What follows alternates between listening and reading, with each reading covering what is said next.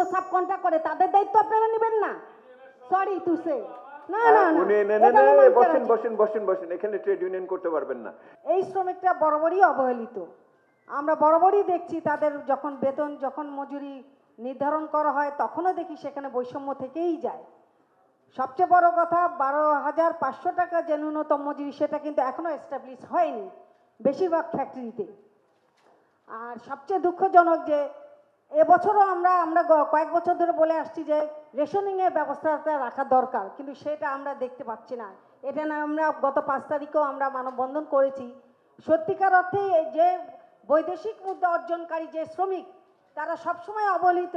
কিন্তু আমরা ভেবেছিলাম যে এই অন্তর্বর্তীকালীন সরকার হয়তো গার্মেন্টস শ্রমিকদের জন্য এই জায়গাটায় একটা সুনির্দিষ্ট একটা বাজেট রাখবেন, যেহেতু তারা রেশনিংয়ের ব্যবস্থা বরাবরই বলে আসছি উচিত। কিন্তু সবসময় আমি এটা আরও একবার বলেছি যে মহার্ঘ ভাতার একটা প্রচলন করা উচিত, কারণ আমরা অতীতে দেখে আসছি পাকিস্তান সরকার বলি যে সেই সময় আমরা দেখেছি জুট মিলে যারা শ্রমিক ছিলেন তাদের জন্য একটা মহার্ঘ ভাতা থাকতো।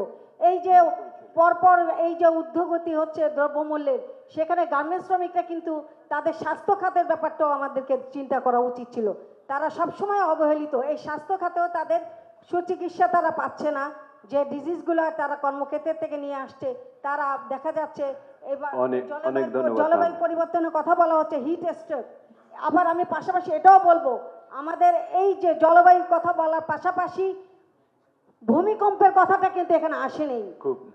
সামনে কিন্তু এটা নিয়ে আমাদেরকে একটু চিন্তিত থাকতে হবে। এই সাধারণ শ্রমিকরা কোথায় যাবে? দিয়ে বিভ্রান্ত করা 12,500 বাস্তবায়ন হয়নি, আমি চ্যালেঞ্জ দিয়ে বলছি বিজিএম এর সব সদস্যতে বাস্তবায়ন হয়েছে।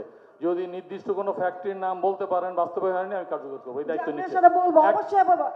আপনারা নাম বলবেন, এই তর্ক করেন না, উনি আপনাকে এই আপনি একটু ধরেন শুনেন। আমি বলছি যে যদি বিজিএম এর কোনো সদস্য বাস্তবায়ন না করে দায়িত্ব নিচ্ছি, বাস্তবায়ন হবে, জেনারেলাইজ করবে না, 1 নম্বর কথা। 2 নম্বর, একটা ভালো সংবাদ দিচ্ছি, মিরপুরে শ্রমিক ভাই বোনদের জন্য একটা হাসপাতালের অবকাঠামো তৈরি আছে, প্রায় 10 বছর ধরে কেউ দায়িত্ব নেয়নি। আমার টেবিলে এখন ফাইল আছে, এটার কার্যকর করার জন্য আমরা উদ্যোগ নিয়েছি। এই বছরের মধ্যে এই হাসপাতাল চালু।